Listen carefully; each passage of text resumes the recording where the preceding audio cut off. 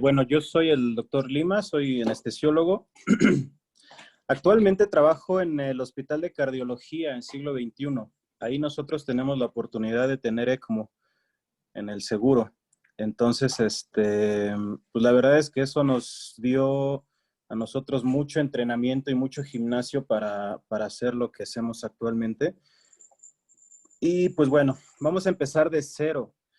ECMO son las siglas de Extracorporeal Membrane Oxygenation. Esta es una terapia de rescate cardíaco y o respiratorio para pacientes críticamente enfermos. O sea, los pacientes que ustedes ya no alcanzan con manejo convencional cardíaco o ventilatorio, van a poder tener acceso a esta terapia. Ahora, y es algo que hemos comentado con Eder muchísimas veces, esa partecita de rescate todavía no nos acaba de encantar porque pues muchas veces se malinterpreta y ya lo quieres poner cuando el paciente ya no tiene salida. Entonces, entre más temprano se coloque un ECMO, la posibilidad de éxito es mayor. Obviamente no vas a poner un aparato de que el día 1 te cuesta casi $500,000 a un paciente que apenas estornudó, ¿no? Pero sí hay que ser ese feeling para decidir en qué momento sí le toca y en qué momento ya no le va a tocar al paciente es lo que vamos a tratar de definir hoy. Entonces, este aparato nos va a soportar parcial o totalmente la función cardíaca o pulmonar. Es decir, si el paciente tiene todavía cierta función cardíaca residual, voy a poder soportarlo sin broncas. Si el paciente tiene 5 de FEBI, igual voy a poder darle al paciente 5 o 6 litros de gasto cardíaco con la máquina y no voy a tener ningún problema. Entonces, puedo soportar parcialmente o puedo soportar totalmente la función tanto cardíaca como pulmonar. Pero, ojo, solamente de manera transitoria. Y eso es bien importante. Debo de tener claro para qué se lo voy a colocar, a dónde voy a llevar al paciente con este ECMO, porque no nada más es de llegar, colocarlo y pues ya que le prolongamos la agonía y que se muera después de 2 semanas. No, tenemos que tener claro que es un paciente que se va a ir a recuperación, que se va a ir a trasplante, que se va a ir a algún lado. Ahorita vamos a ver los puentes que hay. Entonces, básicamente, un ECMO se compone de esto. Es una membrana que por un lado se va a exponer a un flujo de gas fresco. Entonces, este flujo de gas fresco va a venir de las tomas de cualquier gases medicinales del hospital, pasan por un aparato que se llama mezclador o blender. Ahí yo puedo determinar dos cosas. La parte de la FIO2 que le voy a administrar al paciente o que le voy a estar exponiendo la membrana y qué velocidad de flujo voy a estarle administrando a esa membrana. ¿Esto para qué me sirve? Entre más flujo esté pasando por la membrana, va a estar barriendo una mayor cantidad de CO2. Y obviamente, entre más FIO2 esté dándole, la oxigenación pues va a ser más alta, ¿no? Del otro lado, la membrana se va a exponer a la sangre. Entonces, por medio de una cánula, habitualmente una cánula venosa en la vena cava inferior, extraigo sangre, la llevo a una bomba centrífuga y la bomba centrífuga me va a llevar la sangre hacia exponerla a la membrana. Ya expuesta a la membrana y que se hizo el intercambio gaseoso, va y regresa a un sistema venoso, si es que estamos en un ECMO respiratorio, o a un sistema arterial, si es que estamos en un ECMO para soporte circulatorio. En la vida real, ¿cómo se ve? Entonces, ahí tienen una manguerita verde que dice oxígeno. Esa manguerita verde ya trae el flujo de gas fresco a una velocidad y a una FIO2 ya determinada por mí. Va a conectarse ahí al oxigenador o la membrana y va a estar exponiéndose la membrana a este flujo de gases frescos. La centrífuga es lo que ven más abajo y esta es la que está extrayendo la sangre de las cánulas, de la cánula venosa y regresando por la cánula arterial que ven en la foto de al lado. Ahorita vamos a ver un poquito más claro cómo funcionan. Entonces, ¿qué modalidades de ECMO hay? Aquí pongan atención. La canulita azul, si se dan cuenta, está en la vena cava inferior.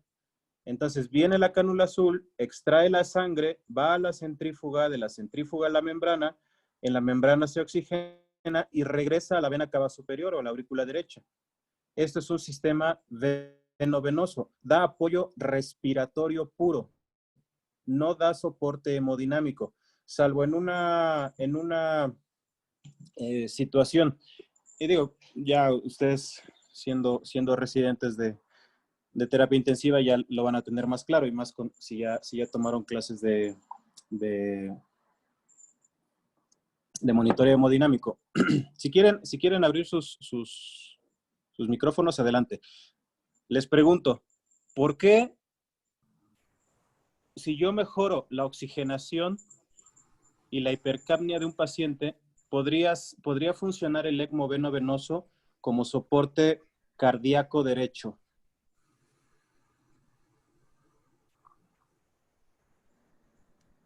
Pues sí. ¿O por qué ven ustedes en un paciente con SDRA severo falla derecha?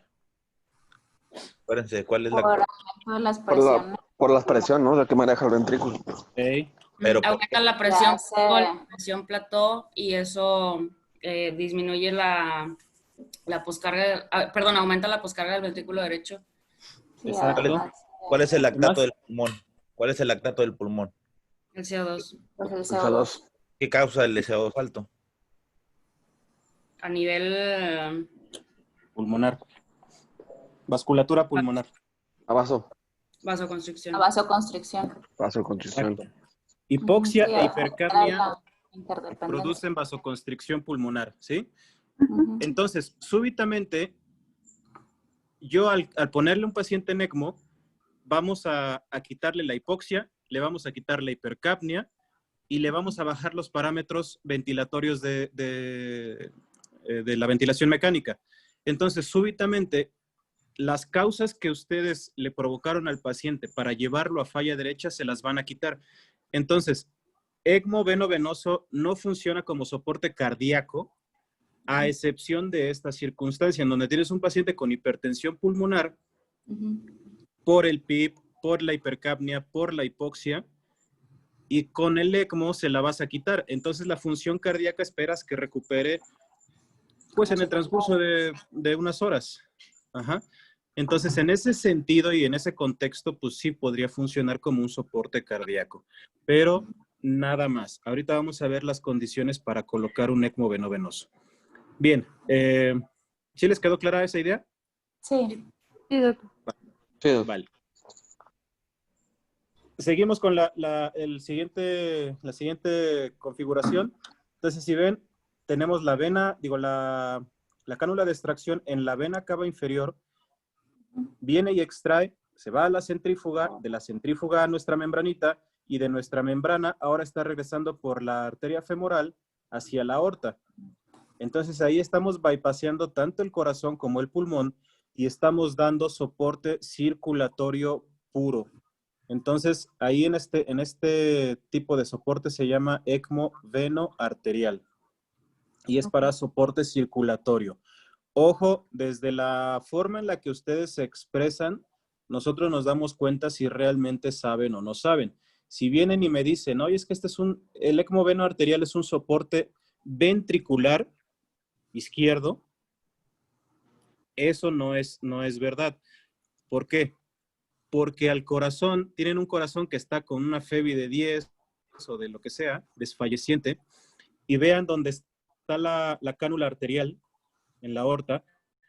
Ahí está entrando un flujo de sangre entre 200 a 250 milímetros de mercurio, o sea, una presión bastante fuerte.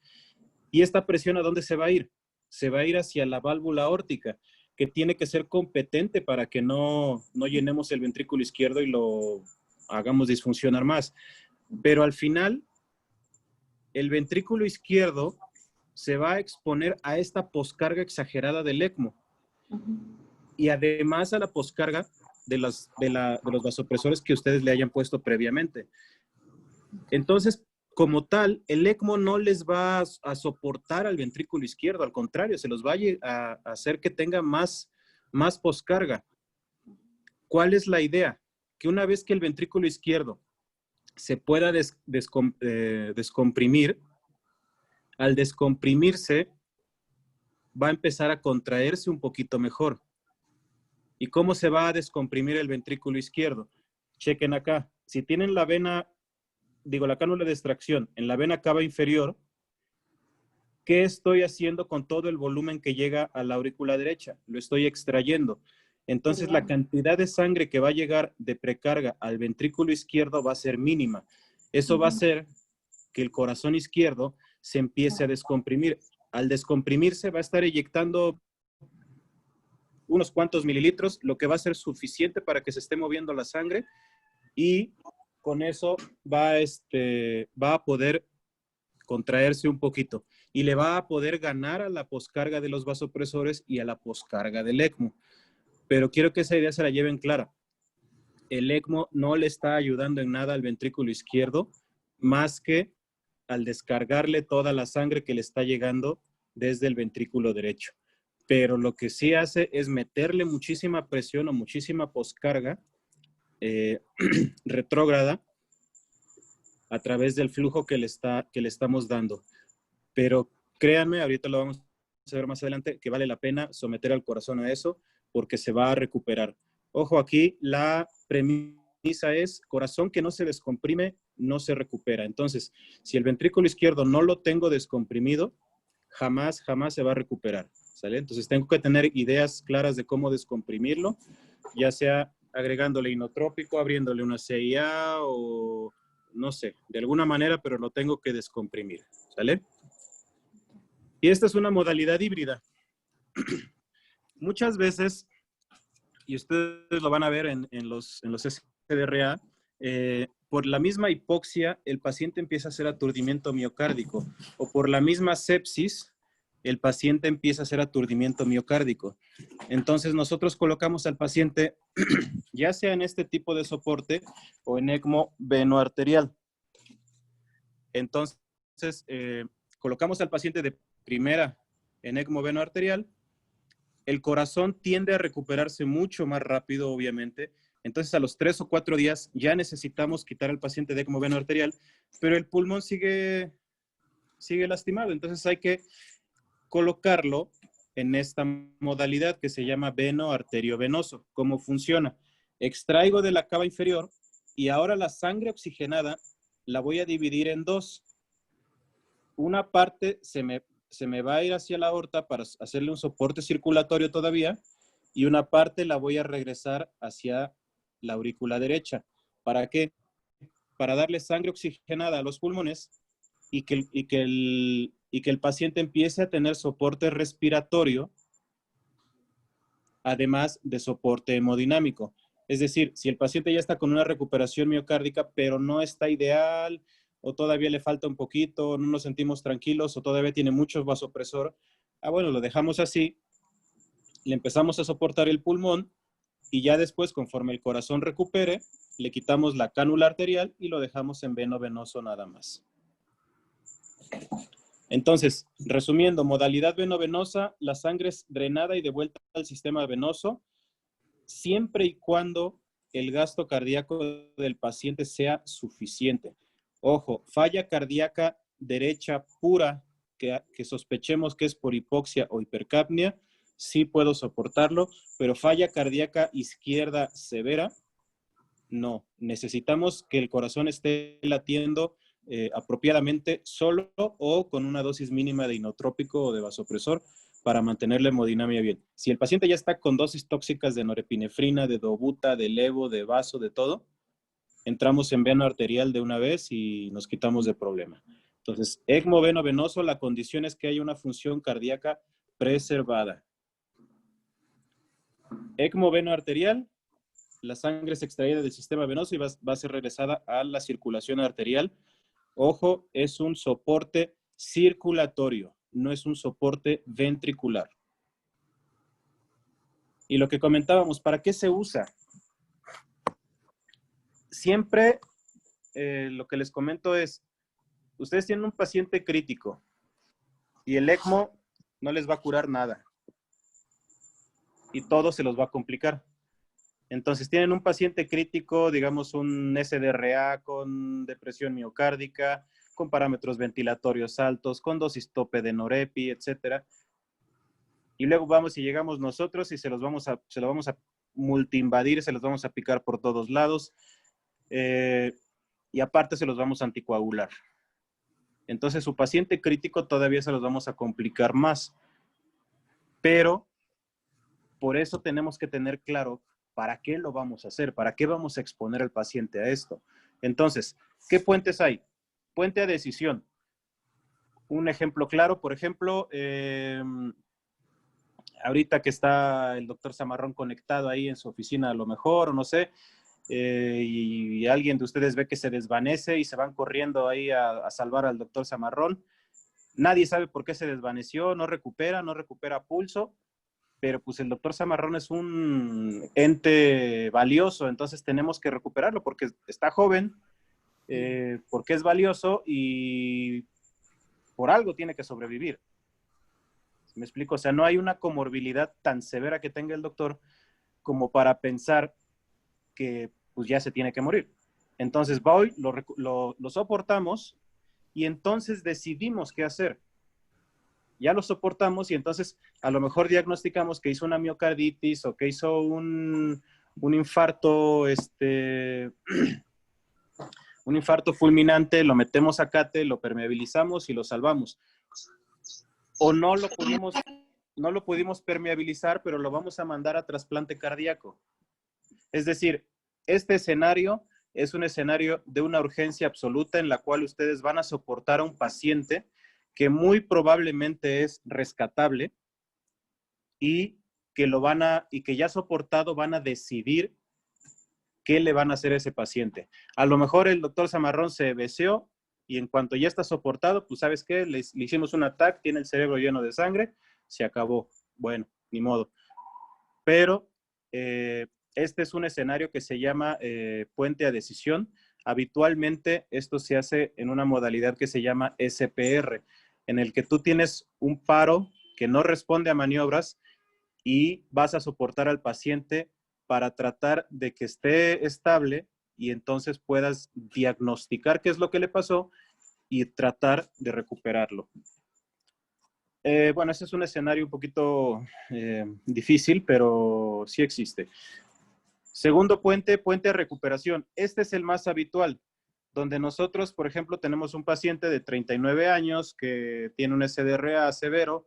Yo sé que el paciente se va a recuperar, pero si lo tengo ya con parámetros exagerados de ventilación, lo voy a lesionar más por el ventilador, está hipóxico y no lo voy a alcanzar, entonces, ¿de qué me sirve sacar al paciente con los pulmones fibróticos o hipóxico si no le voy a ofrecer una buena calidad de vida? Entonces, yo sé que el que el pulmón va a funcionar, entonces soporto al paciente, le quito parámetros ventilatorios, aseguro su oxigenación y entonces ya nos vamos a esperar a que el pulmón descanse y que se recupere totalmente, ¿no?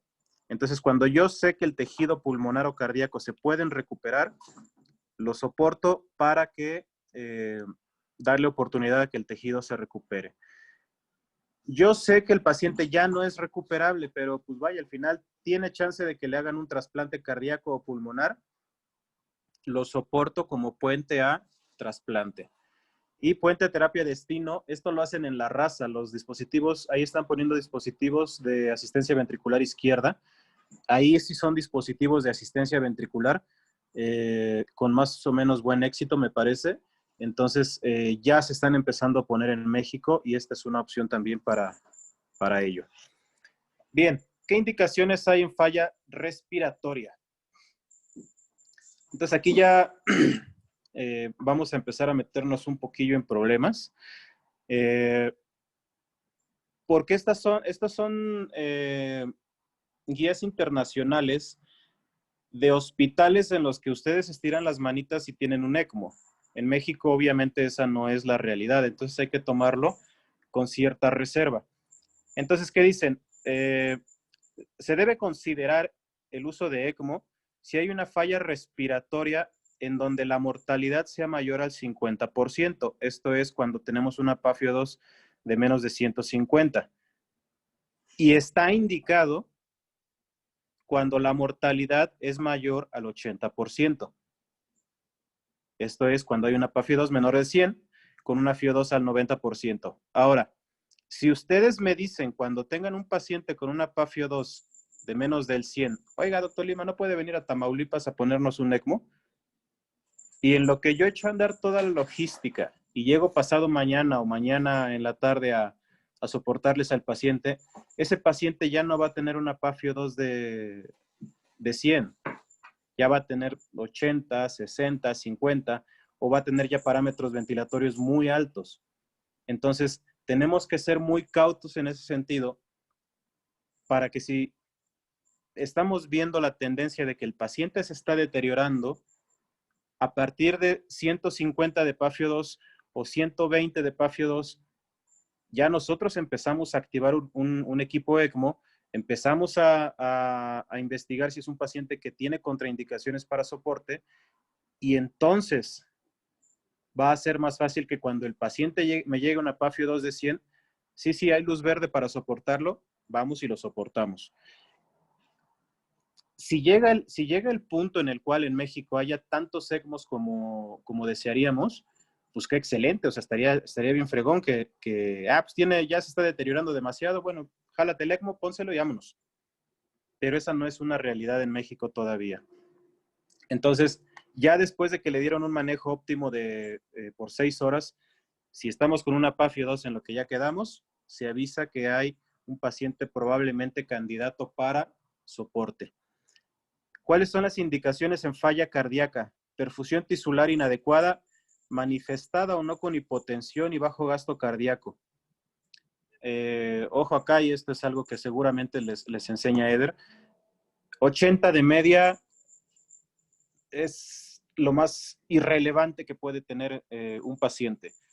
Yo puedo tener al paciente con 80 de media, con Nore, Vaso, Levo, Dobu, Milrit, etc. Y eso es irrelevante. Hay muchos parámetros de perfusión tisular, desde tocar al paciente, desde ver la piel del paciente, llenado capilar, lactato, uresis, etc.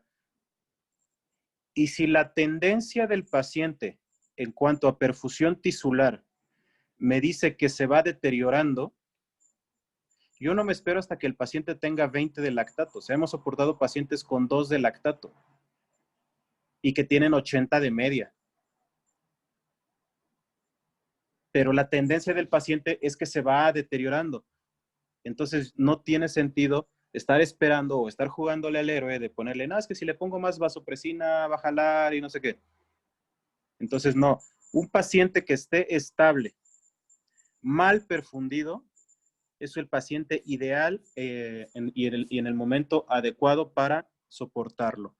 Entonces, este estado de choque, cuando se vuelve persistente, a pesar de que ya le dieron todo el manejo ideal que debería haber, es un paciente soportable. ¿Qué causas son las habituales para esto? Pues obviamente nosotros que somos gorditos y dislipidémicos, pues los infartos es el pan de cada día, ¿no? Miocarditis periparto, falla cardíaca crónica descompensada. Nosotros, por ejemplo, en el hospital tenemos el programa de trasplante cardíaco y es más o menos, bueno, no más o menos habitual, pero sí hemos tenido pacientes que están en espera de corazón y pues, se infectan de algo, se descompensan y hay que soportarlos para que lleguen a su trasplante, ¿no? Choque poscardiotomía es lo más habitual que tenemos nosotros en cirugías muy complejas. El tejido miocárdico se edematiza mucho, se aturde mucho el corazón y es necesario sacarlos con soporte como puente a recuperación. Esta es una curva que ustedes seguro tienen muy clara. Así evoluciona un paciente cuando se complica, un paciente crítico. Se empeora, recupera un poquito, empeora más, recupera un poquito, empeora más, recupera un poquito, empeora más y se muere. Ese es el comportamiento habitual de un paciente crítico. Entonces, en esta pendiente, nosotros tenemos que encontrar el punto en el cual parar esa pendiente y recuperar al paciente con ECMO. ¿Cuál es este punto? En un paciente para soporte venoarterial es cuando está estable, pero mal perfundido, o inicia una tendencia de mala perfusión. Y en un paciente respiratorio, vamos a quedarnos con esta idea de que va a ser un paciente soportable cuando tengamos una PAFIO2 de menos de 100, ya habiéndole dado el manejo óptimo al menos por 6 horas. Es decir, vienen con un paciente ya con parámetros optimizados de ventilación, lo pronan, apenas al pronarlo, empiezan a activar un sistema de ECMO, valoran la respuesta al prono en 2, 3, 4 horas, no es prono respondedor, lo supinan y sigue aún con parámetros ventilatorios altos sin alcanzar metas de oxigenación y de CO2, entonces ese paciente es soportable. No después de estarlo pronando 25 horas y ahora regrésalo y vuélvele a subir y vuelve, no. Hay que ser muy, muy juiciosos en ese sentido, o sea, muy temprano. Ahora, vamos a meternos un poquito en la cuestión de COVID ahora. La organización, ELSO es la Organización de Soportes Extracorpóreos que regula todo lo del ECMO. Entonces, pues bueno, son cosas un poquito irreales porque no tenemos ECMO en todos los hospitales, pero pues la lógica es buena, o sea, se deben de asegurar todos los recursos del hospital antes de colocar a un paciente en ECMO. Un ECMO, como ustedes saben, es un dispositivo muy caro, entonces no tiene sentido que yo esté pensando en ponerle en gastarme 5 millones de pesos en comprar un ECMO, si a lo mejor lo que necesito son 10 ventiladores, ¿no? Entonces, primero aseguro que tenga todos los recursos y ya una vez que asegure que tengo todos los recursos, voy y pienso en soportar a un paciente en ECMO. SPR, lo que les comentaba, es la reanimación cardiopulmonar con ayuda de ECMO.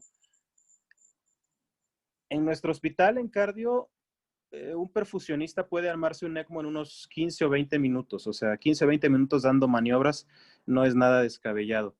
Pero en un hospital sin experiencia, esto no se recomienda porque el riesgo de que alguien se infecte, se contamine o se contagie es muy alto. Entonces, SPR tiene la mortalidad más alta y ahorita en COVID está descartado totalmente, a menos que tuvieran muchísima experiencia ya, pero no. El riesgo es muy alto de que alguien se contamine, se infecte o algo pase. Falla cardíaca, sí es. La falla cardíaca ya sea asociada o no a sepsis o a COVID. Acuérdense que este COVID da miocarditis directa, entonces uno de los pacientes que tuvimos con COVID sospechamos muy fuerte que hizo miocarditis por COVID. Lo metimos en ECMO veno-arteriovenoso y jaló bastante bien. A los 3 o 4 días ya aquí pudimos quedarnos con un ECMO respiratorio. Entonces sí es se puede utilizar ECMO veno-arterial o veno-arteriovenoso en pacientes con falla cardíaca asociada a COVID. ¿Quiénes son prioridad? Ojo, aquí sí es bien importante. Si ya tenemos seguro todo y si hay pacientes que muy probablemente son recuperables, van a ser los pacientes jóvenes que tienen pocas comorbilidades o no tienen comorbilidades. Y ojo, nosotros somos prioridad. O sea, siempre se le va a dar prioridad al médico que tenga COVID para poderlo soportar. Las exclusiones son las exclusiones habituales, que un paciente tenga muchísimas comorbilidades, que ya tenga una enfermedad terminal, una lesión severa del sistema nervioso central y, ojo, intubación por más de 7 días. Si un paciente ya lleva intubado 7 días, lo llevan con parámetros ventilatorios bien altos, no ha habido mejoría, etcétera, no se soporta. Y esto lo tiene claro Eder. Sí, o sea, hay gente que sí lo hace, pero está mal. O sea, jugar con la idea de de sí, lo soportamos y hay un 1% de que sí salga adelante y la fregada. No, se lo está soportando nomás por quitarle el dinero, güey. Y no, o sea, eso no es ético. Más de 7 días la posibilidad de que el paciente salga adelante es muy baja. Entonces no se soporta. Al menos en COVID. Futilidad. Si el paciente después de 21 días no tiene recuperación, se regresa al manejo convencional ventilatorio y se sigue solo con manejo ventilatorio. Nosotros tenemos ahorita un paciente que lleva como 30 y tantos o casi 40 días en ECMO, pero la diferencia es que ese paciente sí tiene ya una recuperación pulmonar bastante buena, ya está metiendo como casi medio litro de volumen corriente, ya está empezando a manejar su CO2, su oxemia, etc.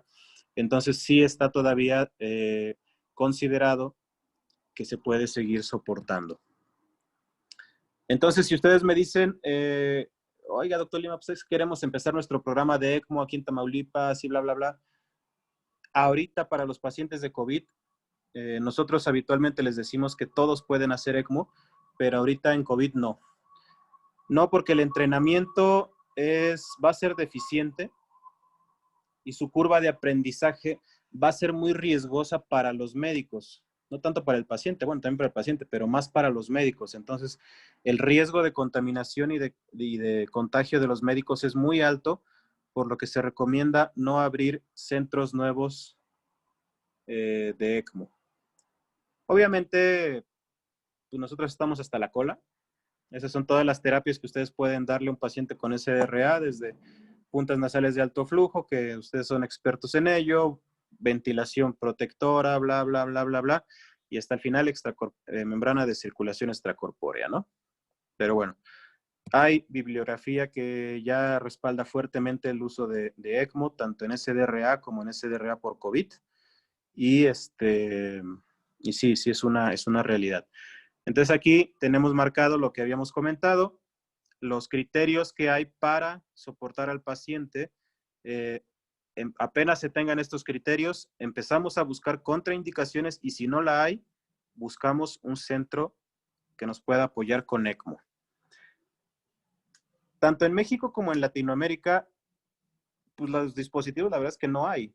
O sea, son dispositivos bastante caros y activar la logística de un sistema de ECMO no es sencillo. Entonces, ojo, es repetir lo mismo. Hay que ser muy previsores y dar pues el pitazo de que se necesita un ECMO de manera muy, muy temprana.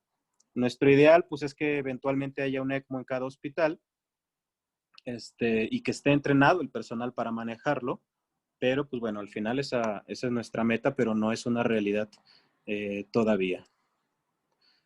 Entonces, ¿qué concluimos? ECMO temprano es la idea más importante que quiero que se lleven. No les va a curar nada y les va a complicar todo, pero la verdad es que vale la pena. No abrir centros nuevos de ECMO, tener seguros los recursos básicos que necesitamos primero y ECMO temprano.